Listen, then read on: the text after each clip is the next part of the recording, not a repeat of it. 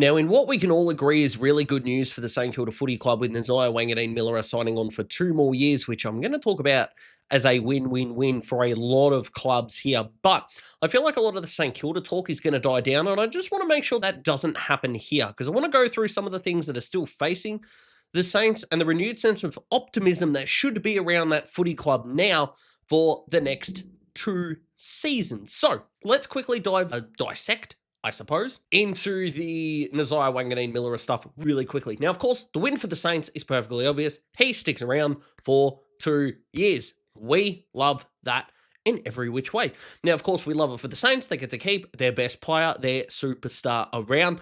He wins because effectively he's going to get $2 million a year, which is really awesome. And he's effectively saying to the Saints, you have now got the 2 years of that contract. You have got until I hit free agency to get your shit together or I'm going. And I 100% respect that and love it in every which way. You have got me here. I am not going to make you give up the draft capital. You will lose me for band 1 compensation in that time. Or you get me forever, because we're going to be contending. So now it's on you. I really rate that level of accountability. I really do. So that's the win for the Saints. The win for the Crows and for Port, or for another club that thinks they can swoop in and get him, is going to be now, if he does go in free agency, you have to give up no draft capital. And it seems like Adelaide, as opposed to Port, are going to be the big winners of that, because outside of offering Riley Thilthorpe, I don't really know what else the Crows could have done in order, at this point in time, to give St. Kilda something that is worthy of his price. So you kind of got to win for those two, but let's put that aside now. The 2 talking points now for the Saints going into their offseason is going to be around Marcus Windhager staying and Tom De Koning coming.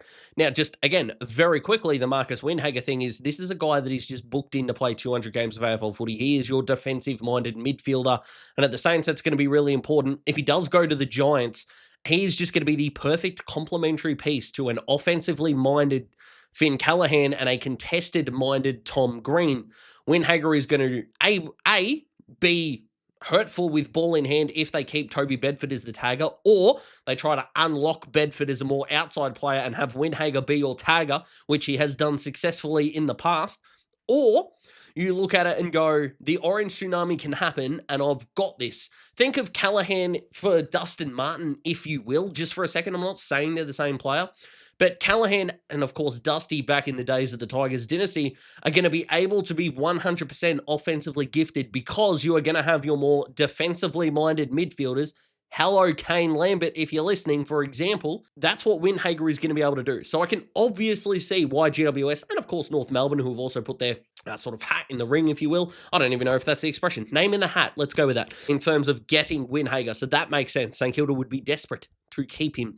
And then, of course, Tom De Koning coming in, because you look at the ruck stocks with De Koning there, Marshall, Max Heath, they call the Moose, which I like, but Alex Dodson is the one that I'm a massive fan of. How the hell he got the pick 53? Makes no sense. But anyway, the consensus is that Marshall isn't going to be there, which from an age list profile makes sense. I think Marshall's best fit in terms of if you want to keep him in Victoria would be the Bombers, to be honest, because if Draper does go with Riley O'Brien to Adelaide, which is still the dumbest and weirdest fit of all time, but sure, let's just say that. You've got Nick Bryan, you've got Vigo Vicentini there. Rowan Marshall as your older guy as Goldstein probably retires also works to get those guys involved, whether you draft Cooper Duff Tytler or not. He would be a good bridge guy, I feel. Still got plenty in the tank. Rowan Marshall does, or of course Geelong are going to be interested in him as well, but I just don't think with De Koning coming in, I don't think keeping Marshall makes a lot of sense unless you can convince him to do 80% centre-half forward, which is what he was drafted to do, to be perfectly honest with you, 20% ruck, and De Koning becomes your number 1 man. De Koning cannot do what Carlton did with Pittonet at another club. You cannot be paying a guy $1.7 million to play as a second ruck. That's not the way that this works. And I know the 1.7, 1.8 million figure is one of comic relief for a lot of fans, but the way that I see this really simply is that we give St. Kilda a lot of shit, to be honest, for not getting these kind of free agents, and now they've had to overpay because of where they're at, and you go, no, we don't like the way you did that. Pick a lane, right? If this is what it takes to get a guy they really want, go for it. Awesome. This is a club that's won 1 flag. It'll be 60 years next year. Like, swing for the fences. I nearly swore then, and people don't like it when I do that. But swing for the fences. They're going to. I'm on their side in this. If it crashes, if it burns, I still think there's a benefit in trying it than trying nothing. Because they've tried that, and it doesn't work. So, Try something new, you know? Fail spectacularly. They could do that. Not sure if they will, but they could, right? So you add De Koning in there, which I think still makes sense. It doesn't make sense in terms of you look at the list holes that St. Kilda have got. Now, some St. Kilda fans are going to disagree with me on this, but that is A-okay. But I'm looking at the centre-half back, the centre-half forward, the high half forward, better kicks going inside 50 that are not just Nasiah Wanganeen-Milera and Jack Sinclair, and I still think they need some offensive punch. Now, if I'm going to give the Saints credit for something, is that I have said pretty much since this channel's been alive that St. Kilda need to sacrifice some defense for some offense, and they have done that. Of those bottom 9 teams on the ladder, the Saints are actually second in scoring just behind Melbourne. Yes, they have scored more points than Sydney have this year. Like, that is something, and something that I've really enjoyed.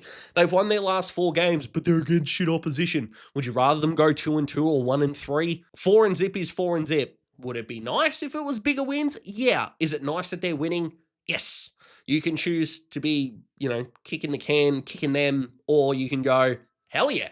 Most teams might lose in those sort of situations. I'm pretty optimistic about it, but it makes their draft pick worse. So, this draft is apparently weak anyway. What does it matter? Because you look at the guys that they could target with their first pick. Yes, Josh Lindsay would be absolutely perfect. He really would. But you're still going to have Sam Grill, Sam Cumming, Noah Hibbins-Hargreaves, who had 29 and kicked 5 over the weekend, which is still kind of nuts when you think about it that way. Fred Rodriguez. So you're going to have guys who are going to be able to add to your list anyway. St. Kilda have been probably the most underrated club in terms of drafting in the last 2-3 years. They have been excellent across the board, and you look at the talent on their list that is aged not 25 yet, and that is just your top-end talent. You're still getting role guys like Cooper Sharman, you still got young guys like Lance Collard, Nari Schoenmaker, and more that you can add to that list as well. They are still in a relatively good place. The future is looking all the more bright because Nasiah has signed on, so that's not a case, in my opinion, of they're papering over cracks.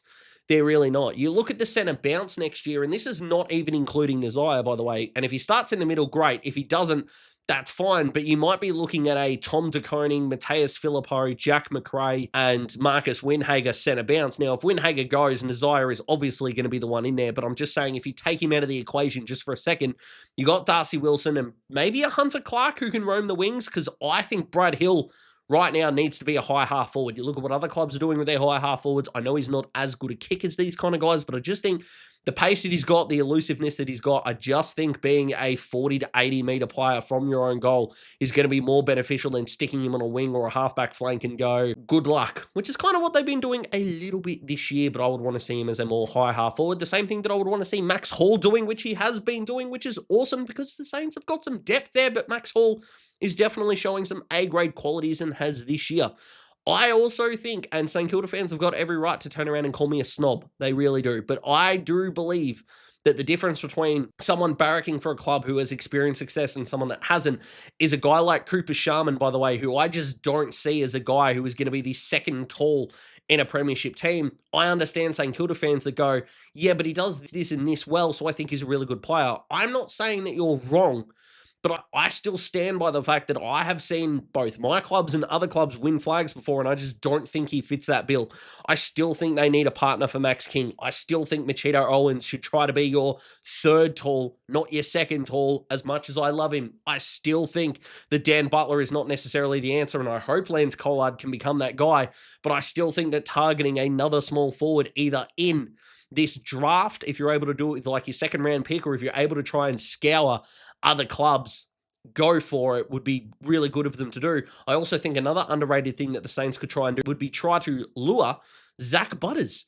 One more bit of the war chest. Let's just chuck it at him. Now, look, you may not get him. And that's perfectly fine that you may not get him, by the way.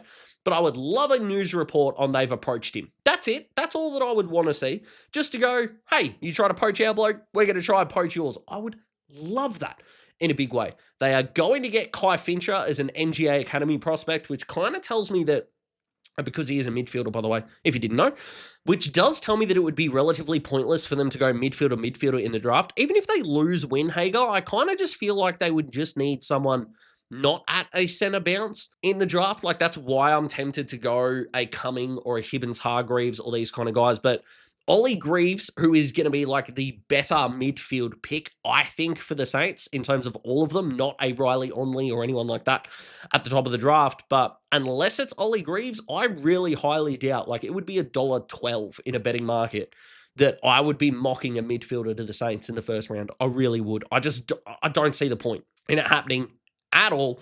And I hope that they prioritize the front end of the ground. In all honesty, like if Lindsay isn't there, Sam Cumming or Noah Hibbins-Hargreaves, I think they're 1 and 2 on the list. I don't think it's Rodriguez. But that's my take.